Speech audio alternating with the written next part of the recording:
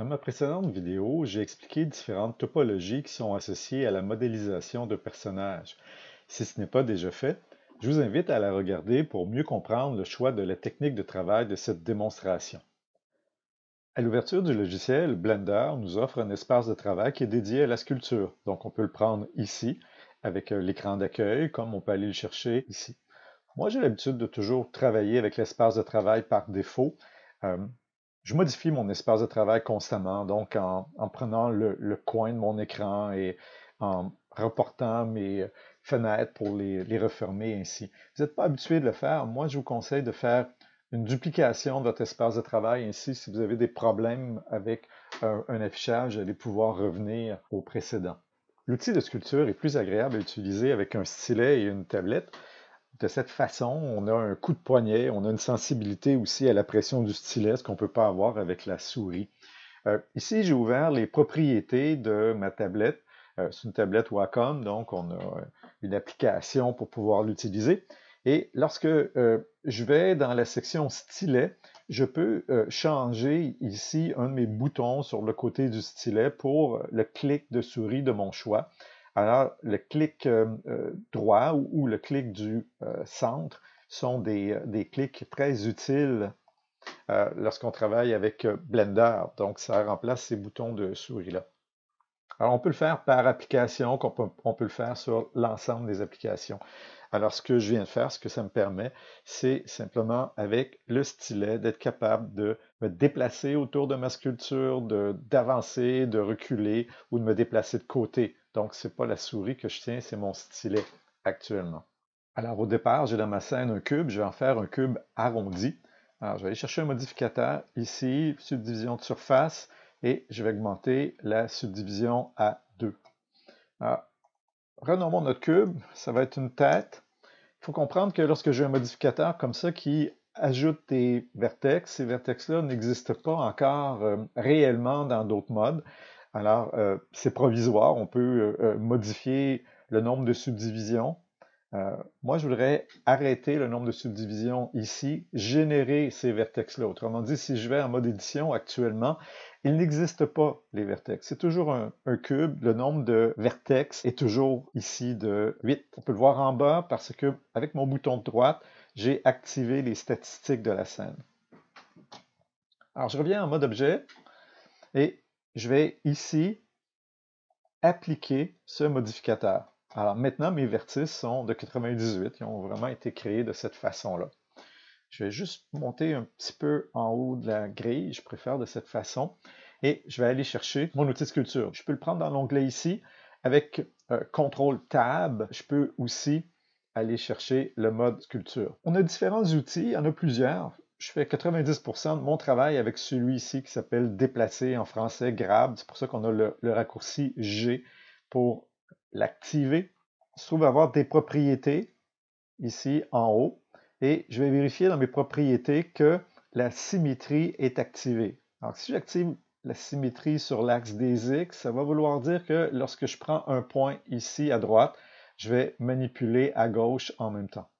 J'ai fait référence dans la précédente vidéo à DynTopo. Alors, moi, je n'active pas DynTopo. Ça met beaucoup de subdivisions. Il faut savoir que certains des outils qui sont là vont être fonctionnels uniquement si DynTopo est activé pour pouvoir ajouter des subdivisions avec le travail qu'on fait. L'autre chose que je vais faire, c'est que je vais demander d'afficher mes subdivisions. Je préfère les voir. Donc, mon objet est sélectionné, bien entendu. Je suis dans les propriétés de cet objet-là et j'ai coché fil de fer. Maintenant, dans les versions plus récentes de Blender, nous pouvons activer la symétrie aussi dans le menu de sculpture ici en haut. La même chose pour DynTopo, que je ne veux pas activer en appuyant sur le bouton ici. Alors, avec mon stylet, je peux zoomer, je me mets un peu de côté. Et ce que je veux faire, c'est ajouter plus de subdivisions à l'avant du visage où est-ce qu'on se trouve à avoir les détails des yeux, les détails de la bouche. Je déplace comme ça. Avec F, je peux grossir là, ma zone d'influence. Je fais en sorte que j'ai plus de points en avant que derrière. Derrière, j'ai pas besoin de beaucoup de points pour les détails. Alors, je ne fais pas nécessairement ce processus à chaque fois que je fais une nouvelle sculpture parce que, naturellement, j'ai des scènes de départ d'accumuler. Lorsqu'on n'arrive pas à prendre un point, il faut simplement changer notre axe. Si je grossis ici, je pourrais attraper ça ici pour faire le coup. Une tête adulte est davantage allongée. Est-ce que vous faites une tête d'enfant ou est-ce qu'on fait une tête d'adulte? Donc, ça commence un peu à prendre forme.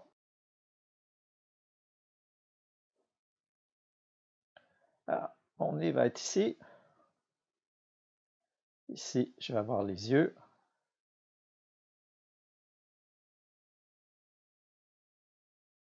Alors, c'est un beau passe-temps. Avec de la musique dans les oreilles, on peut faire toutes sortes de personnages. Ah, je peux écraser un peu sur le côté. Arrondir le dessus ici.